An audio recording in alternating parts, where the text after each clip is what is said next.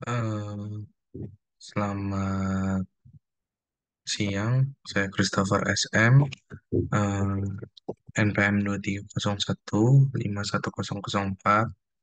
Di sini saya akan mempresentasikan hasil dari materi mengenai akuntansi entitas publik dalam yayasan peribadatan. Di sini saya akan menjelaskan. Yang pertama itu ada pengertian entitas. Entitas seringkali diartikan sebagai satuan organisasi dan akuntansi memiliki keterkaitan yang sangat erat karena dalam salah satu asumsi dasar akuntansi terdapat asumsi entitas akuntansi. Ini menetapkan bahwa semua transaksi keuangan yang diakuntansikan adalah berkaitan dengan entitas itu atau kesatuan atau organisasi.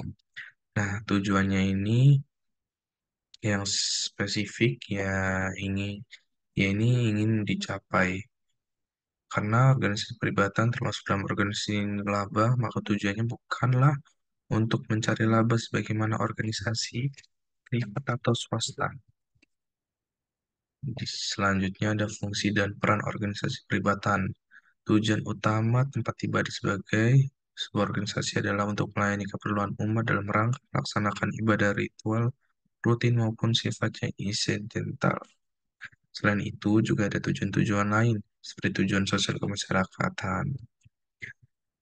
Nah, ada juga manajemen organisasi peribadatan, pengelolaan dan pengurusan atau manajemen tempat peribadatan biasanya berada pada satu tokoh agama yang disegani.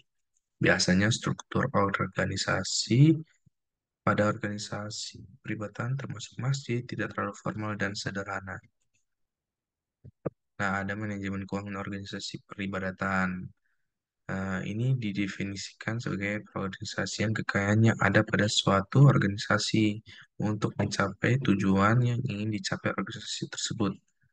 Konteks organisasi peribadatan, manajemen keuangan organisasi, yaitu usaha yang dilakukan pengelola tempat peribadatan dalam menggunakan dana sesuai dengan ketentuan dan ajaran agama kepentingan umat beragama. Di sini ada dua fungsi manajemen keuangan, yaitu pertama ada fungsi mendapatkan dana dan fungsi mendapatkan dana. Maaf, ini ada kesalahan. Yang pertama itu fungsi untuk menggunakan dana dan fungsi untuk mendapatkan dana. Contoh konsep peta akuntansi dalam manajemen keuangan organisasi masjid. Di sini ada sebuah peta konsep, yaitu mulai dari manajemen keuangan masjid, terus selanjutnya ada tata usaha keuangan. Ini ada dua bagian yang menjalar, yaitu ada tata usaha umum dan administrasi. Ini kedua ada tata usaha keuangan yang diakhiri dengan akuntansi organisasi masjid. Dari segi sumber pendanaan atau lebih konkretnya, struktur modal dan struktur pembiayaan organisasi keagamaan sangat berbeda dalam hal bentuk dan jenisnya. Adapun dalam konteks pola pertanggungjawaban, jika organisasi sektor swasta bertanggung jawab kepada pemilik usaha atau krediturnya. Selanjutnya, akuntabilitas pada organisasi. Pola pertanggungjawaban di organisasi keagamaan dapat bersifat vertikal maupun horizontal. Nah, yang vertikal ini pertanggungjawaban atas pengelolaan dana kepada otoritas yang lebih tinggi. Sedangkan yang horizontal pertanggungjawaban kepada masyarakat luas. Peran strategi akuntansi dalam organisasi peribadatan, yaitu menciptakan akuntabilitas yang baik diperlukan sistem pencatatan yang baik dan tertib. Ini merupakan aktivitas mencatat, mengidentifikasi, mengklasifikasi, dan mengolah transaksi dari suatu organisasi yang dapat menghasilkan informasi keuangan yang menggambarkan kondisi organisasi tersebut. Implementasi akuntansi pada organisasi tempat ibadah.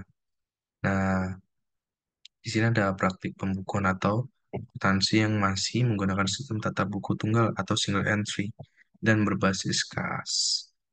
Eh, kelemahannya ini Informasi yang dihasilkan tidak komprehensif dan tidak integral, sehingga informasi yang parsial atau sepotong-potong tidak memadai untuk pengambilan keputusan yang berguna. Sementara itu, basis kas memiliki kelemahan antara lain, yaitu ada informasi yang lebih kompleks tidak dapat dihasilkan, hanya terfokus pada larian kas dan mengabaikan aliran sumber daya lain. Yang terakhir ada pertanggungjawaban kepada umat, jadi terbatas hanya pada penggunaan kas dan tidak pada sumber daya yang lain. Di sini ada contoh soalnya. Yayasan Cahaya Iman adalah sebuah yayasan peribadatan berdiri dari sejak tahun 2010. Pada tahun 2023, yayasan ini beberapa kegiatan dan transaksi keuangan sebagai berikut. Di sini ada transaksi dan kegiatan, di sini ada 7. Ya, yang diminta ada membuat jurnal dan membuat laporan aktivitas tahun 2023. Dan di sini untuk jawaban bagian jurnalnya, untuk transaksi, dan selanjutnya ada buat laporan aktivitas untuk tahun 2023. Ini contoh soal 2, dan ini jawabannya. Ada jurnal untuk transaksinya dan laporan posisi keuangan atau neraca. Soal ketiga juga membuat jurnal untuk transaksi. Nah, ini jawabannya. Dan ini ada perubahan aset neto untuk tahun 2025. Sekian, terima kasih ini dari presentasi saya yang saya dapat.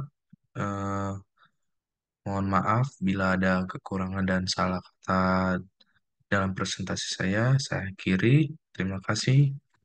Sampai jumpa.